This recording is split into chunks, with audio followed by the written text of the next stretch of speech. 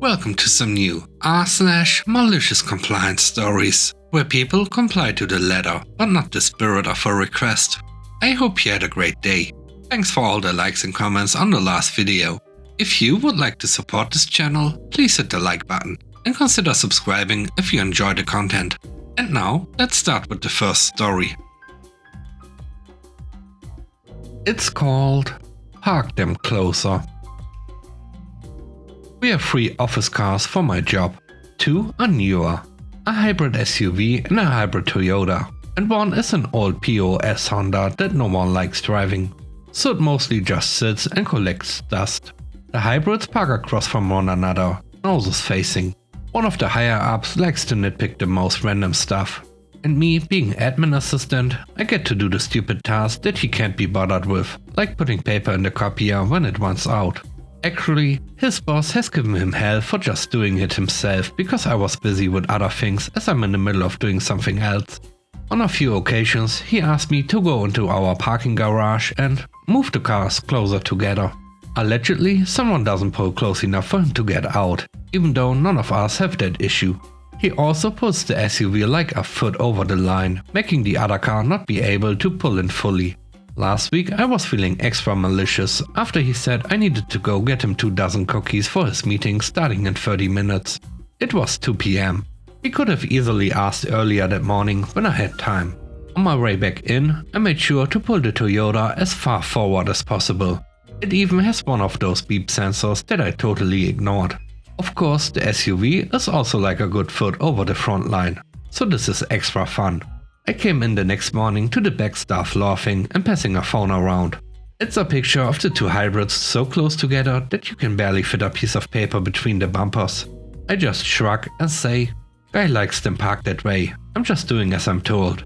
They have not stopped laughing about it all this week, and the guy hasn't asked me to move any of the cars or run last minute stupid errands since.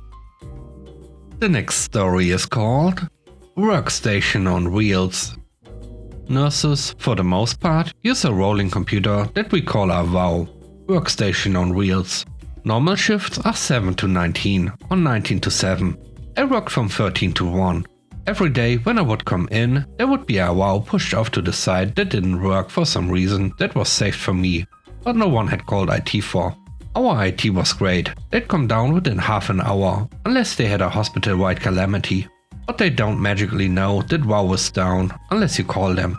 So every day I would come in, drag said WOW into the nurse's station and call IT. It would usually take me 20 to 30 minutes to start working because I couldn't see any charts. My boss threatened to write me up for taking too long. I pointed out that I was on the phone with IT. She did nothing but still complained it took me too long to start working. "You got it, Karen." I'd come in, push the offending WOW into her office. It was so small the door would hit the chairs in front of her desk and leave it. I'd be on the floor at 13. I wouldn't take a patient assignment. I'd just help everyone else with their tasks.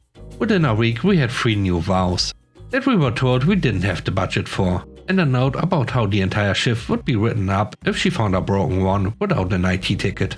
She was let go for many reasons after a year on the job. We did not miss her.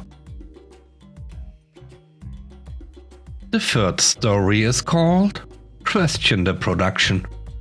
I work at a company that has a production quota each day. Some days the system is very slow and it is hard to hit that quota.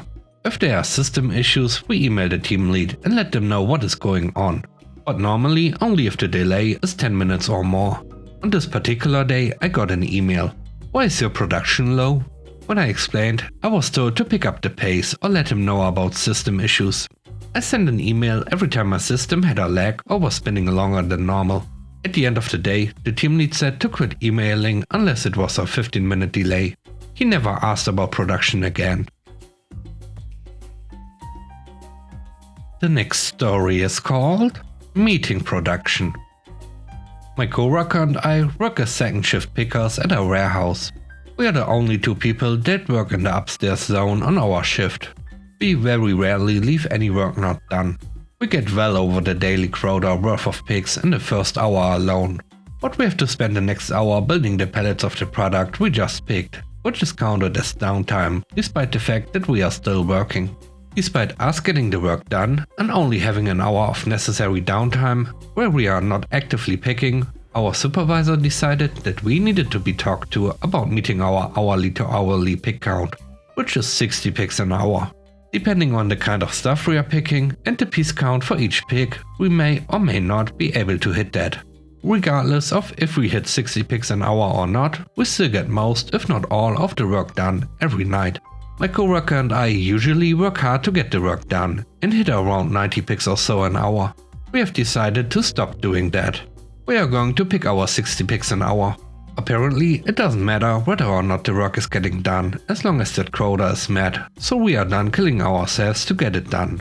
We are also going to stagger picking and building pallets in the beginning, so we don't have a solid hour of downtime. Despite the fact that it will make the process take significantly longer than if we pick everything and then build the pallets all at once. This will take away from our remaining time to pick everything else we have. If they wanna talk to us about something that shouldn't have been a problem, then we'll continue to make it not a problem by meeting the bare minimum expectations. The last story is called Need a Degree. Back in 2019, I was working as a property manager for a nationwide estate agency, managing a portfolio of 1,000 rental properties. I was earning £18,000 a year for a 40-hour work week. Our lowest rent on a property was £900. The most were around £2,500, so the branch was bringing in over £900,000 per month. The company took anywhere between 10 and 20%, depending on the landlord's package, which means at an absolute minimum, the branch was making £90,000 a month. I worked hard, often did overtime, unpaid, and made sure the tenants had everything they needed.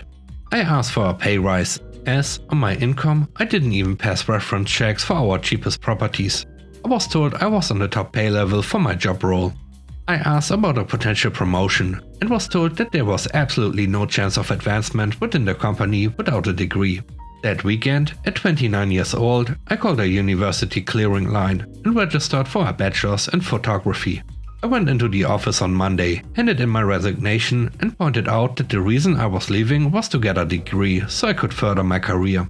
My manager managed to make a substantial pay rise magically appear, but I rejected it.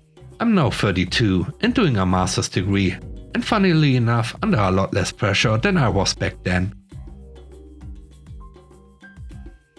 And with that, we end today's video.